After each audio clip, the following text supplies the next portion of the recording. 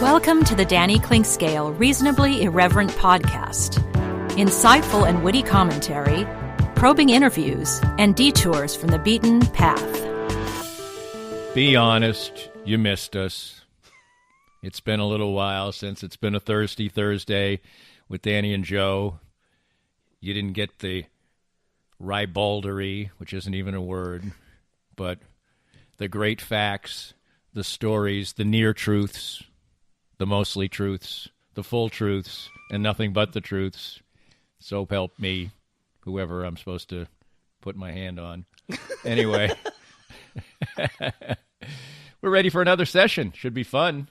Joe's headed off to Austin, Texas here, and almost immediately. So we're getting this Thirsty Thursday in. We'll talk about a wide variety of things, maybe a little Austin. I've got great memories in Austin. I think I've actually told an Austin story before, yes, about Dolly from Austin. But I got a couple others. My wife and I went there on a sort of fairly regular basis for a few years. Haven't been there in a long time, though. So I'll be looking forward to a Austin report from Joe in a future Thirsty Thursday. And I'm sure it will be awesome, Austin, because that is indeed a fun place. What is it that Matthew McConaughey always, what's his tagline? All right, all right, all right. All right, all right, all right. And he is the mayor of Austin, sort of, the honorary mayor of Austin. So lots to deal with. And, of course, the mighty fact check will lead it off, and that comes your way next. Thirsty Thursdays, we're back. Cinematic Visions has been an affordable solution for professional media production in Kansas City since 2003, offering award-winning video production and creation, as well as a wide array of digital and social media management services. From planning, scripting, filming, editing, and post-production, to delivering your product to a watching world, Cinematic Visions will provide professional and affordable services for you and your business with the necessary return on investment to make it all worthwhile. Cinematic Vision's goal is to unlock the power of storytelling through video and a strong online presence for your company. Beyond the numbers, they want to inspire and evoke your clients to feel and act. Let my friends at Cinematic Visions embed your brand where it belongs, in your customers' minds. You can find them online at cinematicvisions.com or with a quick phone call at 816-600-6300. It's time now to get some great assistance on healthcare with Chad Beisel from NoNonsenseHealthcareNinja.com. And Chad, even your business's name would indicate that you have a real aggressive way and an important way to go after some health insurance for your clients. What I've found out in the industry is just a lot of people are really confused. They don't know what plans are good, what their plans offer, how they cover. And so I've just taken the approach of being really educated on what options are available to clients and showing them all the options that are available and making sure they understand them so they can pick and choose what options are good for them. And one thing that's really important, of course, is access to doctors and hospitals. Absolutely. That's becoming a big issue for a lot of people. Some of the plans out there are going to restrict those clients to where they can and cannot go. So if you live just outside the Kansas City metro, some of the counties outside, you may not be able to go to some of the hospitals up here in the Kansas City area. So making sure that you have a plan that's got doctors and hospitals and places you want to go is really, really important today. Learn more by visiting NoNonsenseHealthcareNinja.com and let Chad help you. I'm here with Tim Emerson, the owner of Emerson & Company. And Tim, give us an idea of the range of services that you provide from Emerson & Company. At Emerson & Company, we do credit card processing, payroll services. We do bookkeeping, merchant accounts like point-of-sale systems. What would you say differentiates you from other companies in the field, and what makes you special? I think what makes us unique is that we're a small local business making regional decisions on companies. We create a profile for the business and then put it out to our different vendors in a very competitive environment and tailor those needs to the specific business, which usually ends up in a great fit or great result for the company. And, of course, the idea is to save money, right? Save money, and actually sometimes I'm surprised where actually a solution that may cost a little bit more ultimately does save money, but we're not conditioned to think like that sometimes. Emerson & Company. Check them out at emerson-co.com or call them at 816-360-9092. Firsthand, I have enjoyed the benefits of the CBD products from Canaway. My back feels better and better these days as a major part of my routine are the pain-relieving salve and the pure gold oil. And recently, I had the pleasure of a treatment session using the Canaway CBD in conjunction with the Microlight 830 cold laser. The non-invasive treatment session worked wonders, and I could barely tell I was even being touched. TML 830 is the first 3B cold laser to get FDA approval, and in addition, the combination treatment with CBD is patent pending. The new smart laser is the only hands-free cold laser in the world and is used by athletic trainers, chiropractors, MDs, physical therapists, and veterinarians everywhere. You can learn more about all the great benefits from the complete line of Canaway CBD products by contacting my friend Sherry McCants at 515-208-6312. That's 515-208-6312 to get outstanding information about Canaway. If you'd like to join these and other great sponsors and market your business to a growing and engaged audience, contact us at Danny@DannyKlinkscale.com. Look forward to hearing from you. All right, Danny, we're back here with the fact check. We got some brewskis here. We do. You did not and we got introduce. A story. So we've got a Jack's Abbey Copper Legend here. Where's it from? Oktoberfest. And you were struck when buying it. It is brewed in Framingham, Massachusetts. Beat. Danny's hometown. The ancestral home of Danny Klinkscale. I moved 5 times in the first 5 years of my life. And then I lived in Hopkinton, Massachusetts for 3 years. And then for the rest of my upbringing, I lived in Framingham, Massachusetts. Framingham. My dad which is a city of... Well, it's just under 100,000. Actually, it was the largest town in Massachusetts for a long time with a town government. And then it recently has become a city. So it was like, when I was growing up there, it was still 60, 70,000. Wait a second. What's the difference? Cities have a mayor, and a city council or something. A town is just like, I don't even know. There's a difference in the governance. When you're big, you should... There's a fact check. Smell a fact check. But I'm about 100% sure that's true. All right. Well, speaking of fact checks... But I don't think it's based on size because... like a city in Kansas that has, 8,000 people but might be considered the county seat or whatever, that might be considered a city and they'll have a mayor, whatever. But that, yes, you do smell a fact check. Yes, indeed. for sure. And Framingham was a lovely place to be raised, about 20 miles outside of Boston. And just to give you an indication of what Massachusetts and New England is like, or especially Massachusetts, it's an incredibly congested place. I mean, so if I drive from my house to Fenway Park, which is only maybe 18 miles away, I go through like 12 or 13 communities. Yeah. It's like you're boom, not jumping on the boom, freeway. Boom, boom. Yeah. Well, it's you jump on the freeway. Oh, I see. But you take the Massachusetts Turnpike, but there's little town, but they're incredibly populated. Yeah. Stacked one upon the other, upon the other, upon the other. But it's a lovely place, and my wife and I often reference it because when you drive around Framingham or many of these communities like Concord and Sudbury and places like that surround it, the back streets almost all are completely canopied with trees. Yeah. It's beautiful. I mean, it really is beautiful. And you never see the sunset, which is one thing that's nice here in Kansas. You see the sunsets. But it was a great place. And this is a quality brew from the hometown. This is good. It's going down quick. This is good. You do some talking so I can drink some more. I'm 1 foot out the door on vacation, and these are tasting delicious. Yeah. We've got our 5th straight installment of a Wilt Chamberlain fact check here. Really? So you said that Wilt came back in around 2000. Yeah, I looked it up, and it was 98, right? 98. Yeah, look at you. I felt pretty good. That was pretty good. Yep. Only 2 years off on that. How many women do you think that Wilt went through in that weekend? That night? That weekend. I mean, he still was probably relatively spry, and I think there were drugs for that by then. That's right. And we're probably, what are we doing there? We were figuring 2 a day or something like that. So. But by the way, as a side note, I saw this the other day as I was, advertisements pop up on the interweb. Uh-huh. And so remember I've referred to the Billy Dee Williams ad for that's in the fact check. It works every time. Which I don't know what. Well, I do know what it's supposed to mean, but it's nice, subtle. So anyway, super subtle. So it came.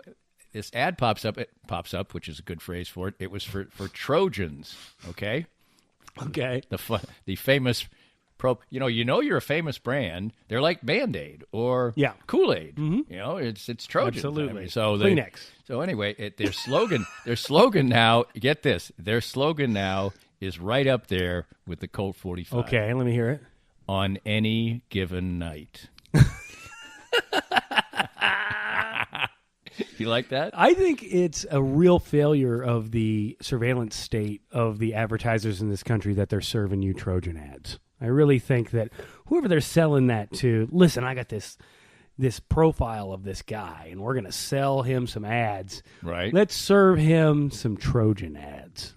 So what do you think what's your issue with this? Well, it's probably a poorly served ad for you, I would say. I don't know. I'm just saying. Oh, you mean for me? Yeah, as a happily married man, maybe you're not the one to serve that ad to. Right, and a man of a certain age with a bride of a certain age.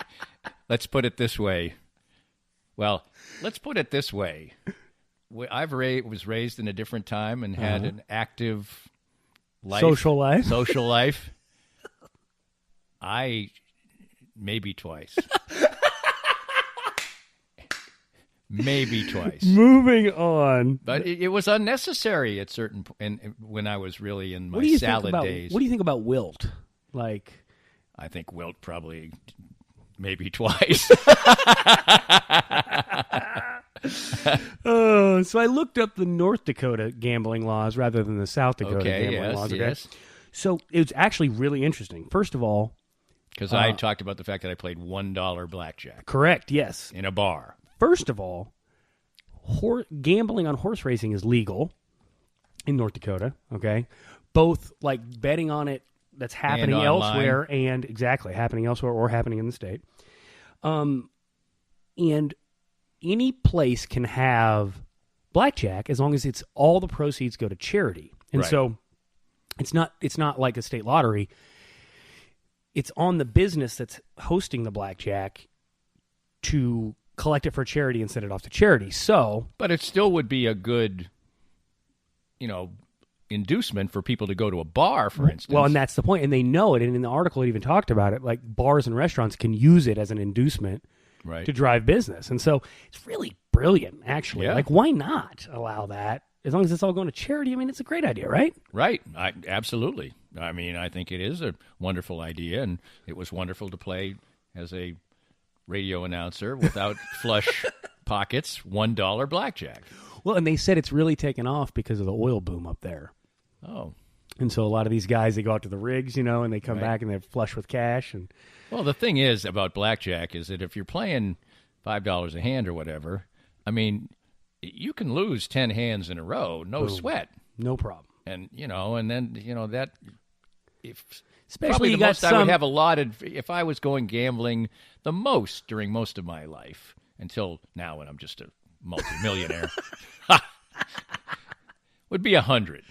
Yeah, and you could that burn can be that. Gone in 10 minutes. That could be gone, and then you're like, oh no! I've had no fun. You got some jackleg down on third base that's hitting on his 18 because he's got a feeling in his gut. Like get out of here with this. Like let's all get on the same page. I went to Las Vegas as a very struggling radio announcer at one point. Nice gig, though. I mean, I was doing Washburn basketball and whatever, and the men's and women's team both played, and I was doing the games for both. Back to back. Both. And so they were in Las Vegas, but the tournaments were not concurrent, so I was there for a while. So anyway, I had a certain amount of money that I had set aside to gamble, and it wasn't much. So I went and played. First night I was there, I played poker. And I played poker with these people who were bad poker players, okay? Oh, yeah, okay. They were bad. Mm-hmm. And I'm like, oh, this is going to be great. Well, a lady who had sold a couple of homes that day, she's a realtor. Oh, yeah, flush with cash. A guy from Japan. I don't know if he'd ever even played poker before. So we're playing. This is my kind of table. Playing 7-card stud. But, I mean, I ended up breaking even or close to it, but I got way down because, I mean, stuff like this was happening. We're playing 7-card stud, and I'm like losing with a straight. Yeah. And, it's almost worse. You're with going. poker. You're going to the end because you're straight. There's not even wild cards in this game. This is a surefire winning hand. Yep. And these people are just drawing out their ass. And Yeah. so I'm down like $60, and I ended up, it's free drinks, and I ended up staying up all night to get it back. Okay. And I had a game the next day. Oh, no. And it was at like 1. And so I saw the sun before I went to bed. Oh, those are great. So nights. I get up and run and go to the game, and I know they serve lunch there. Okay. So I get there and I'm relying on the lunch. I get there, no lunch. So I was up all night. Now I had like an apple, and that's it. I must have drank 20 beers. Easy. And I'm telling you what, I literally had an anxiety attack during the game. Wow. I mean, really? I was drained of energy. Yeah. I started to sweat. It was like, Albert Brooks in broadcast news. But because no color man, no, it was just you're me. all alone. It was it. I came back from break. We started up. I'm like, oh boy. But I made it through. But anyway, that's my Vegas bad poker story. Oh, dude, but it wasn't really a bad beat because I did fight my way back to. It's almost worse playing against people that don't know how to play poker, first of all. Because, yes, exactly. They're just chasing everything. I got a lot of good Vegas stories. I'm not sure I want to drop. One time we were out there with some friends. Actually, the friends were going to go to Austin and see. I'm flying out tomorrow to go to Austin. And we're going to stay with them, do some kayaking and stuff. And we went to Vegas with them, and we've been playing blackjack all weekend long, and we've just been getting just pounded by the house, right? And we stop into like Hard Rock or something, and we pull up to a table, and this lady's just white hot. We're just winning every single hand. And my wife likes to break even and then take those chips and put them in her purse. Right. And then just play with the profits, and it makes her feel better about it, right? Right. I'm a bit of a gambler, so of course I'm letting it ride, right? And she's not looking at what I'm betting, and we're up hundreds and hundreds of dollars, and I just keep making the bet bigger and bigger and bigger. And this is like a 250 max table. Suffice to say, she had to, like, the second the dealer stood up, because it was her turn to leave, all four of us stood up at the same time without planning it and looked at each other like, yep, time to go. So you did. Oh, you yeah. did the good thing. My wife raked the chips into her purse. And we go over there to the window, and she's pulling chips out. And I'm like, my God, how many, because she kept throwing them in her purse. And I'm like, is that all of them? And she's like, I think so. And your wife's got this giant bag, and she's rooting around in there, and she's a mom. There's Kleenexes and raisins. And she's like, yeah, that's it. And so I'm like, okay, go ahead and count it up. And then she's like, oh, wait, I found one more. She pulls it out. It's a $1,000 chip. Suffice to say, we paid for the whole vacation in 20 minutes of blackjack. It was amazing. It was We came home with money in our pocket. I've never come home from Vegas with money in my pocket except for that trip. It was fantastic. That's nice. Okay, I sent you a picture from the Chiefs game of the pickle chips.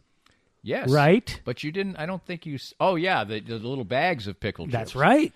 But unfortunately, one of your friends found out that there was more brine in there than I had experienced. So be careful, because my buddy Chip went to pour the pickles out of the bag and just soaked his shoe in pickle juice. Like, because when I ate the pickle chips, they're designed for you to sort of open the bag at the top and then reach in and pull out and so I'm like, this is great. There's not much brine in there. I didn't think there was hardly any, but apparently there was a little more than, because I just eat them and then throw the bag out, and I never even knew. Well, as a friend of the podcast, he was thinking there was not hardly anything in there. Of course. So he just went to pour them into his hand like you would potato chips. There maybe had been a few beers consumed by then.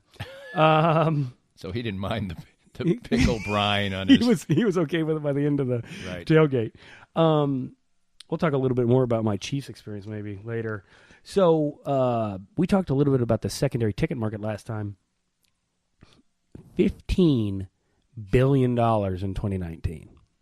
That was the revenue for the secondary ticket market. Nice. Good work for them. Yeah, I guess. It's awful. I told the Royals story about Game 7 and my tickets last time, and I just had to... My wife came up with a little fact check for myself. Ooh. Okay, so I had 4 tickets the whole playoff run, and the Royals, when we got to the World Series, even though I had 4 season tickets, knocked me down to 2. Even though I was in the Loge level. I was in the... I mean, they were good tickets, right? Well, when you get to the World Series, there's a lot of tickets they give to... There's a lot of commitments for tickets that have nothing to do with either of the team's fan bases. So they moved me into the upper tank, and they took 2 of my tickets away. Okay, and so I only had 2 tickets. So I had been taking one friend, and Game 6 or whatever, whichever the second to last game was, I was all the friends that I'd taken to all the games. Right, second to last game, I took my wife, and which World Series was this? This was the first one. First one. Yeah. This is the Bumgarner one, 15, right? 14, and. Super great with years. And so... Me too. So I'd taken her the night before, and then I said she could have my seats right to take her friend, those 2 seats. Yeah, you told us that story. Yeah, but I had thought I had 4. So I ended up having to buy 3 because I gave my 2 away. Right. Anyway, so it was... I just had to get that correction because my wife was telling me that I got to get that straight. Okay, so we talked about the Chiefs Super Bowl championship rings that they gave the employees, right? And the taxes, that they would have to pay $11,000 taxes on them. Mm-hmm. So a coworker of mine, their husband is a jeweler, and somebody brought one of these rings in. Okay? And he says, now I don't know if this is true or not, but he says they're $11,000 rings. Not the taxes would be $11,000, right? That made sense to me because $11,000, even if you're paying 50%, which you shouldn't be on that level of, that would be a $22,000 ring, or even if you're paying 50% taxes, and it shouldn't be 50% taxes on a $22,000 item. If it's if it's 25 or 30. What I thought is what my thought is, and maybe this is a fact check too. It would seem to me that they're not going to give the employees the exact same ring as the players. Yeah, that's what he said. Maybe sort of a smaller replica type. That's what he said. He said that the diamonds were not real in it, but the other jewels were. So whatever else there is in there, I don't know. But the players ones probably were. Well, yeah, I'm sure. As if they listen. You put some cubic zirconia on Patrick Icicle's finger, I will come and have a word with you. There you go. And you're not even his agent. So our last fact check here is about old Billy Dee. Oh, nice. I'm looking forward. Yeah, not like I wasn't looking forward to the other one. But Billy Dee. So you talked it works about every time. Maybe Billy Dee was past his smooth operating days, is what you had surmised, right? Yeah. Well, Billy Dee's 83. Okay. He was born in 1937, so 83, that's like 10 years ago for you. So is he past Hardy his F you on that one. Is he past his smooth operating days, do you think? Probably not in his own mind. No. Billy Dee is cruising through the Kmart. Well, by the way, it's a great connection for the last few days because Billy Dee, of course, played Gale Sayers in Brian's Song, the famous movie, and Gale Sayers passed away a few days ago. Absolutely, that's a good. Have you ever seen? This was. I think it may have been the first television movie. Now it's a commonplace occurrence. Here's another fact check, but at least was one of the very. That was not something that. Are you talking about Brian's Song? Yeah. Okay. This was a TV movie. It was a television movie. Yes, and I think they showed it to us at church camp or something. And I think it might have been the first television, made for television movie, or at least it was early on. Okay. And I do remember watching it the first time it came on, and I did cry. Good for you. Right. So. Well, speaking of Gale Sayers, we can talk a little bit about KU and the masterful job the football program is doing there in my old alma mater, your old alma mater. Yes, indeed. So I texted Kansas comment right now. Yes, we could. I texted you mid-game. That game, I don't know, what was that, 2 weeks ago? Yep. Playing about Coastal Carolina. Uh-huh. And you didn't really know at how it had gone. You hadn't caught up with the game yet, or I think you hadn't checked in on the game. No, I hadn't checked in on the game. I was on one of my walkabouts, and I come back and I turn the game on, and it's, late third quarter, and they're just scoring touchdowns like crazy, and I'm thinking, oh, this must be this back and forth match. They're not looking terrible. I mean, they should be beating Coastal Carolina. But so you probably saw KU score, Coastal score, KU score. Didn't know what was going on. Yeah, I saw KU score stop, and then KU score. They actually got one stop, and I don't remember what the stop was. Maybe it was a punt or something. I didn't know that Coastal Carolina was just running the clock out, Right. So I'm texting you like, what do you think about this, man? And you're just like, 28 crickets. Zip at the start. 28 Ned. What are they going to have to do at some point Well, in that town? the first thing they're going to have to do, which they haven't done, they never have a quarterback. Yeah. And in football today, you just, unless you cover every other base exceedingly well and have average play maybe from the quarterback, they haven't even had that. I mean, the reason they were down 28-0, a couple turnovers by the starting quarterback, they just haven't found a quarterback since Todd Reesing. And by the way, the Reesing days, Mangino had a quarterback he had to turn into a wide receiver because he had Dose. And maybe Right. Kerry Meyer wasn't Todd Reesing, but he had another quarterback on the roster that Right. could have played D1 ball that went on to be an NFL wide receiver with the Falcons for like 5 years or Right. something, I mean. And he was a highly touted quarterback coming to KU. Yeah. And so, I don't know, man. Like, I was at the game, and we need to wrap up segment 1 here, but I was at the game where they blundered into finding Todd Reesing. They were getting killed. And they just said, well, I think they had already played maybe 2 quarterbacks in that game. yeah, they had.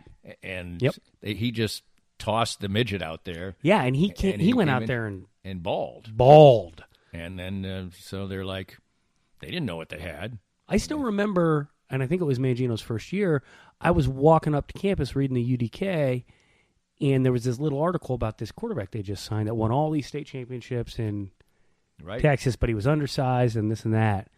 And I never forget that article because it's like, it stuck out to me because I'm like, Texas, 5A, I think it was 5A, Yeah, it was 2-time state champion. Like, how are we pulling this guy? And you read he's 5 whatever, It's like, Supposedly 5'10", Yeah, I listed at guess. 5'10". He wasn't 5'10". He No.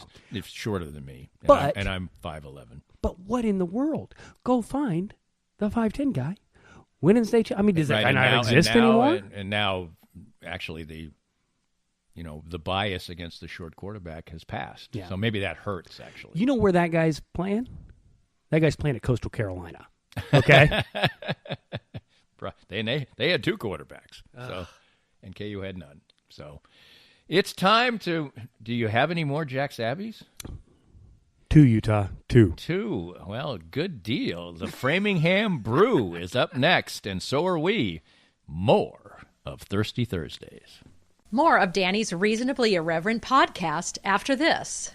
Most of us have experienced auto accidents, and it's no fun. And even less fun is trying to work on the insurance aspects afterwards and getting full value after an auto accident. I'm here with David Cowan from WreckExpert.com. And David, you have an unusual and important niche for people after an auto accident. We have a passion to teach car wreck clients what they deserve. Getting your car repaired only fixes the damage and the paint. Getting paid for your car's loss in value is called diminished value. Chances are you've never heard of this before because most people aren't looking out for you. We help people collect thousands to tens of thousands of dollars for their car's loss in value after the wreck. And if somebody wants to come to you for that, what's the original assessment cost them? We offer a free review of any insurance claim to see how we can help. You can't beat that. Great expertise and assistance in getting full value after an auto accident from David Cowan.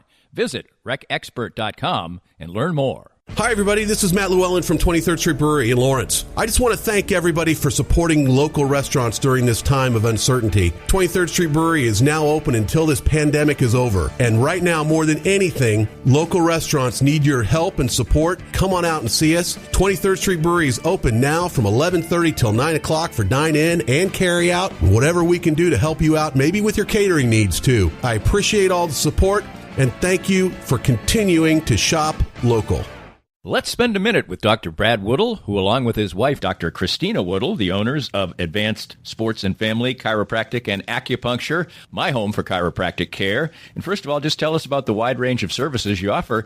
Danny, we offer comprehensive chiropractic, acupuncture, physiotherapy, and rehab. We do a very thorough examination, x-rays on site as necessary, and we have a full rehabilitation department, so we can help out with exercises, stretches, different therapies for the complex, but also the very simple conditions we treat. You have been deemed essential and have remained open all through this COVID-19 process. What are some of the things you've done to make sure that was the case? From the very beginning, in March, we started to make sure that we were cleaning and sanitizing with EPA-registered sanitizing products. We also implemented masks way before the state required them. We implemented a parking lot waiting room, took out half of the chairs in our waiting room, and made sure to space out visits so we could appropriately meet, discuss, and also screen patients to make sure we were taking care of healthy people. Find out more about Advanced Sports and Family Chiropractic and Acupuncture and how they can help you at asfca.com. If you'd like to join these and other great sponsors and market your business to a growing and engaged audience, contact us at danny@dannyclinkscale.com. Look forward to hearing from you. Well, that was it. It didn't smack as an opener, so a little soft on the KC Beer Company. It's a fest. A fest. There's nothing soft about that fest. It's that their is a seasonal quality. That is a quality brew. It's so good. The KC Beer Company. I watched the World Cup final when Germany won there. Oh, you did? Yeah, it was a great event. Except that a guy that I knew, I had done a World Cup draft, and I think he had worked at one point for Sporting Kansas City, whatever. Very enthusiastic. So I knew him a little. I knew him a bit. Okay, not like well, And unfortunately, the event was really fun. I just went there by myself. I wanted Germany to win, and so I just wanted to go someplace where the people were going to be rooting for Germany. Correct. So it was all good, except this guy spilled an entire pitcher of beer right on somebody's back because it was wall to wall in there. Uh-huh. And the other part that was kind of annoying, your back? And I don't remember. I couldn't even name the person at this point in time. And if he recognizes this story and is mad at me, that's okay. The thing is, I'm there to watch the game, and he's supposed to be Mr. Soccer Enthusiast. And it's just chat. And it's just chirp, chirp, chirp, chirp, chirp, chirp. Oh, I know what you're talking about. And I'm like, it's the World Cup final here, and you're supposed to be rooting for Germany. I don't want to talk about everything under the sun. Pay attention. Watch the game. Pay attention to the game. And if he was paying attention, he wouldn't have spilled the pitcher of beer all over. I think it was a woman. Maybe he was paying attention to the bottom of his glass a little too much. Ruining her afternoon. That's the only thing I don't like about European soccer or the Premier League. And by the way, we need to... I'm sorry. I am really mad about Peacock. I know. I agree. I am totally mad about that. I decided I'm going to start watching the Premier League this year because we were going to talk about it and because, everybody watches the damn Premier League. Okay, fine. I'll squeeze in. I pick the team. It'll be Chelsea. Okay, got it. Right? I'm going to watch Pulisic, whatever. I'm hoping it calms down because right now they're showing almost all the games on Peacock. Yeah. And I'm like, it's making me mad. I have so damn many streaming services. Right.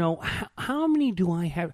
I have a Bleacher Report Live subscription because I used to have that to get the Bundesliga. And now it's like I don't even know why I have it. I don't even know how to cancel it. It's like I might start watching the Bundesliga because there's going to be content on. Well, check this out. You got to have ESPN Plus now.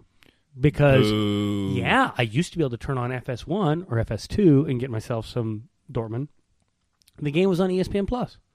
Well, my issue isn't that, hey, old man doesn't know how to stream or whatever. I mean, it kind of is. I do that. And now we're into Netflix and Amazon Prime and all that other stuff. But most of my consumption of the Premier League is on Saturday and Sunday mornings while I'm doing a really long workout. It's great workout content because once you, do the stretching, do the weights, and then once you get on the elliptical and you're grinding away, locked in, you can do at least a half, no commercials, no flipping. It's wonderful. But I'm not going to, even if we streamed in our regular area, on my crappy little TV in the basement where I work out, that is not happening. Yeah. And I'm not going to put my laptop on the elliptic, so come on. Look, I'm going to fix that streaming problem for you. But the whole thing is just put it on. Look. So the Bundesliga, one of the great things about the Bundesliga. Just let me stop you for a second. At least do what they did before, which was that, there were generally part of the problem is that the Premier League has spread their games out a lot, and there's less games. It's almost like getting the NFL ticket now. Yep. Well, before they had the thing called NBC Gold or whatever. Yep. And they would show some prime games on NBCSN, which is great, and then one game per week on NBC. And then if you wanted to watch the other ones, you could get the gold package. Mm-hmm. Put the Peacock on the gold, please. And if you want to and if you're trying to sell the content, put one biggie on there per weekend or whatever. Here's my problem: is it's short-sighted. Okay, I became a Bundesliga fan. One of the reasons is because I could get it really easily on Fox Sports. Okay, right. It was on all the dang time and repeated often. Right. Yep. I miss a game, I can set the DVR, I can go blackout on my phone, and I can watch a match. It is not time to take access away from Americans on international soccer. It is time to give it to them and get everybody on board. Right, because if they're trying to build an audience, maybe what they've decided, and I can't wait to get your thought on this, is that after however many years now, maybe it's been close to 10 years that the Premier League's been on NBCSN, they figured, you know what, we're just not getting to a bigger mainstream audience. So we've got a dedicated, loyal, smaller audience, and we're going to make them pay. I was getting ready to say the same thing. They're like, we got what we're going to get. And so, anybody after this is willing to pay, but that is so short-sighted because, my kids are big soccer fans. Okay, so we're watching the Chiefs game last weekend, and there's an offsides call. Okay, and this might be a failure as a father, right? But with a 9 and 8-year-old, they're at that age where they're finally understanding the game and the rules, right? Right.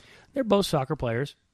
There was an offsides call, and my daughter looked at the TV my 9-year-old looked at the TV very, you could tell she was concentrating pretty hard. And she says, Daddy, I just don't understand how you can be offsides on football. Nobody was even moving. And so I've explained offsides in soccer so many times to people. Because offsides in soccer is a free-flowing event. Exactly. And also, you're really trying to fiddle with the margins so closely. And in her mind, she's like, this doesn't make any sense. I see Tyreek Hill run behind the guys all the time, and, Icicles drops it in for him. How is he not offsides? Because in soccer, that would be offsides. He got behind him before he let go of the ball. Right. And so in her mind, it doesn't make any sense at all. And it was so it just showed me, because it's so much easier to get my kids to watch a soccer match with me. First of all, I'm not screaming at the TV like I do at Chiefs games, scaring them out of the room. But secondly, it's a shorter game. There's no commercials. Right? They're locked in. I can at least get them to watch a half when they were little kids. Right. And also if they're in it, they're playing they're not. There's not 3-minute windows of no play. Yeah.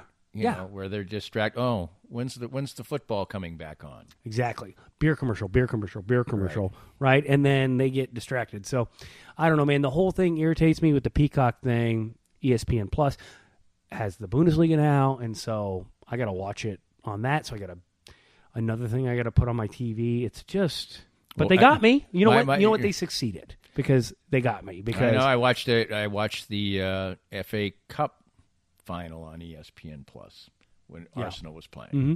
But I still, sitting there watching, I almost feel, I have to be honest, I almost feel odd watching a game on my computer. Oh, yeah.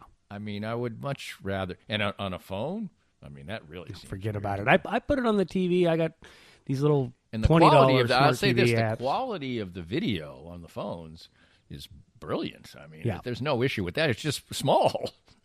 Well, and you just look like one of these idiots that stares at their phone. You know? I mean, get out of here with this. Get out of here. It's like the guy with the Bluetooth. I don't want any part of that. Actually, I'll tell you a fun celebrity call-out Bluetooth story. Right. When Bluetooth really sort of, it was just when a few people were Bluetoothing, So we go, I'm covering the NCAA tournament, covering the Final Four. Maybe it was the regional final. I don't remember. But anyway, so I'm covering it probably whenever the Bluetooth would have started to become kind of big. So we're in the gym. A bunch of us are working out, and there's a lot of media people there. Okay. And so you're at the Marriott. Yeah, we're at and it's nice. I mean, those media hotels are nice. So Jay Billis is there, or whatever. Whoever you want to pick out is there, and who's there also on the treadmill? Andy Katz. And he's got the Bluetooth, and he's talking out loud. Oh, Dick. He's talking to Dick Vitale or whatever. Okay. Or Coach K. He's just blah, blah, blah. And we're like, shut up. Dude. Shut up. We don't want to hear it. Work out. And it was so clear that a big part of what he was doing was... Look at who I'm talking to. I'm Andy Katz on that. So there's my Bluetooth story. So you're a big fan of... I'm not. I've met Andy Katz subsequently. Seems like a nice enough guy, but that was pure Bluetooth showboating. I had a friend that came to one of our Christmas parties in maybe like 05, 06, and he purposely dressed like a total douchebag, right? And then he puts on this fake Bluetooth headset, and he'd walk up to you and he'd look you right in the eye and he'd be like, "Hey man, how's it going?" And you'd be like, "Pretty good." And the second you responded to him, he'd put his finger up and then touch the Bluetooth to his ear like he was on a phone call. It was just brilliant, right? That sounds funny. Just a brilliant That's costume. funny. I got to get something off my chest because we didn't have last week. And I'm glad it's subsequently subsided in the zeitgeist, but the Chiefs and the booing, okay? Yes. Look, I'm there. First of all, Chiefs did a great job. If you watch a K-State game, everybody's flooding down to the bunching up, And I'm not trying to call K-State out. I'm just saying. Especially in the student section. It wasn't great. Yeah, and look, I call KU out, but nobody goes to the game. So, anyway, the Chiefs banded their seats together so that you had to stay in your seats, right? And they had people everywhere making sure you're in masks.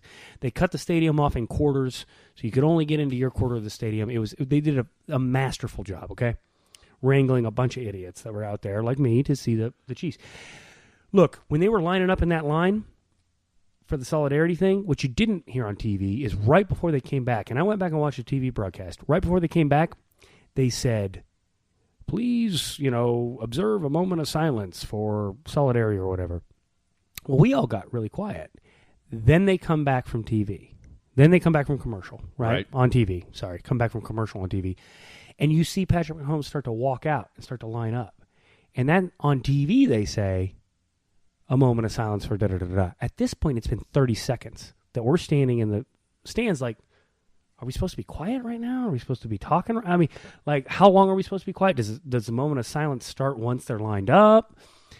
And then, just about the time they get lined up, 5 or 6 Texans players come sauntering out of the tunnel, out of the locker room. And everybody starts booing them because that's what happens at Arrowhead. You boo the other team coming out of the tunnel. And those are the boos you heard. Those are the boos you heard. And I was so frustrated. I mean, I texted you and Petro, and I called you from the stadium. I was so frustrated because we heard it at halftime that there was a big deal. And I'm just telling you, man, Chiefs fans, they did it right. And I guess it doesn't matter. It's been long enough now. I won't talk about it anymore. But I had to just defend our honor a little bit because... But I will say that people who were there in person, like Sam Mellinger, I hear you. They did feel like there was some actual booing with venom. I tell you what, I'm not going to argue Sam's great. There's neither of them have any reason to lie. In my section, there was no booing. Literally none. Not even booing the Texans because we were on the opposite side where I guess that what we'll have to see is that people have agendas. There's no question about it. Both sides, whatever. Although this a moment of respect, a moment of solidarity, to me has no sides. But whatever. That's my little commentary on it. I guess we'll just have to wait to the next home game, see what they do, see what the reaction is. Maybe they will understand better the process, those fans. Maybe we'll still hear booing. I think the next time will be an interesting test. I hear you, but this is no excuse. But I paid a lot of money to go to that game, and here's what I got. I got a banner that unveiled, and that was it. I got the same video you guys saw on TV. I got the same display on this field that you guys saw on TV, and bupkis. There's no ring ceremony. There's no hype. There wasn't even a hype video. There wasn't even a hype video showing the championship, the Super Bowl championship. There was no hype video. Man, I fall for hype videos that get me excited. You know what I mean? One of the best parts about going to a KU basketball game is the hype video. It makes me cry. It's a damn every good time, hype video. right? It is a damn good hype video. And there was no hype. There wasn't even a hype video. There's no flyover, which, by the way, I've always been against flyovers because it was a waste of my tax dollars. Did you know that it's not a waste because they use it as a training mission? This is what somebody told me. So they're doing That's a fact check. They're doing a fake bombing run over Arrowhead Stadium. Wow. That's a subject for another day. Right. Well, I'm glad you got to vent. I'm glad you're headed to Austin. Oh, yeah. What do I do in Austin while I'm there, buddy? Well, this is an Austin story I haven't told. Real quick. We'll finish with this. So the night before the Super Bowl, my wife is feeling a little under the weather. And she wants to, have a nice Sunday. We're going to watch the Super Bowl. We're going to go see a little live music before. Okay. Whatever. So she says, why don't you just, it's like 5 o'clock. She says, why don't you just go down to 6th Street. I'll lay low and all good. Perfect. And so it's 5 o'clock. I get a cab. I go down to 6th Street. And this is the experience you can, have you been to Austin before? No, never. Never. Well, this is the kind of experience you can get. And you're willing to probably go from 5 o'clock till longer than I did. I went to 10 bars, no cover because it was earlier. Okay. I went pre-cover to all these bars. Got it. 10 bars, 1 beer at each bar, quality music at each one. Wow. I mean, I would stay for the 1 beer, see the band. They might play 4 songs, move to the next one. And it was like, so by the time I was done, it was about 10. Mm-hmm. Old man goes home. And I never had paid a cover. I had paid for 10 beers at happy hour prices generally. I might have spent $50. And I got great live entertainment, beer, a quality evening. Is this quality music like all cover band? All kinds. Are these Their just own, like I Love Rock and Roll cover band music? Or? God, no. Okay. This is Austin, Texas. Okay, well, people talk about the music in Nolens, and then they talk about Bourbon Street, and I'm like, that's just I Love Rock and Roll cover bands all down Bourbon Street. It's not like that. These are people who, this is like Nashville, Austin, are the two places where people go to make it. And so even if it is a band that will play half covers and half their own, they're trying to make it. Got it. And actually, the one on Sunday, the one band we saw was one of these sort of not tragic, that's too strong a word, but the kind of thing that I saw often when I went to Nashville for 5 years when my children lived there. We went and saw a band. We had a late lunch, and at the place we had the late lunch, we saw this band started playing at like 3. Yeah, the afternoon Super show. Bowl was at 5:30. Yeah. But still, there's a lot of people out because they're going to have a couple beers before they want to watch the Super Bowl. So this wasn't like a bad slot even for this band. A lot of people there. Anyway, these guys looked like they were 35, 40 years old. Okay. And they were great. And the lead singer, and they were playing all their own music. And the lead singer probably was the songwriter or whatever. Mm-hmm. They'd probably been there for a while. And this guy was a hopeless drunk. But he was still good. But you could see that he had gone to Austin to become famous. And in his mind, probably on that day, he's playing in the middle of the afternoon and not feeling so great about life, but still did a bang-up job as an outstanding front man while drinking shots of tequila. He couldn't have made it till 9 o'clock that night. No way. But so you'll see that. Now, I've heard, the thing I'll be interested about it, I've heard that Austin has exploded so much in the last decade that it's become unwieldy. Yeah. I hope you're staying right down in Austin. Well, they are in Austin proper where their house is. But getting to downtown now I've heard is bad. Is bad. Yeah. I mean, if you're going to take a cab even, it's going to take forever. Well, they have, fortunately, our friends we're going to visit have an extra vehicle. And so we get to drive their Jeep around while we're down there. Well, Mark and Liz driving offer that.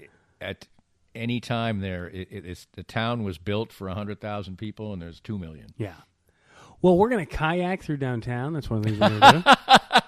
And go to... it's one of our things. We're going to do a lot of hiking. We love to hike, so I'm going to do some hiking through some state parks. I think it's called... It's So something.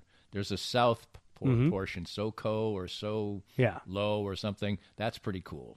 You should do that. That's like an afternoon thing. There's a lot of art stuff there. Well, we're going to be doing some exploring. Food trucks, stuff like that. I'm going to fill up on tacos and tequila.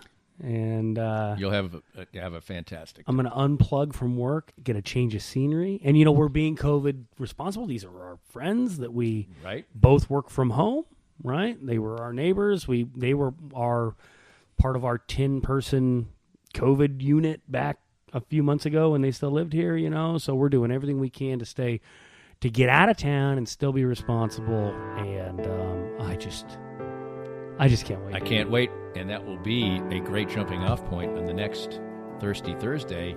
Salute! Salute! We hope you enjoyed the latest Danny Klingscale Reasonably Irreverent podcast. Come back soon for something fresh and new. This podcast was made possible by our great sponsors like NoNonsenseHealthcareNinja.com, specializing in expert healthcare guidance and assistance for you.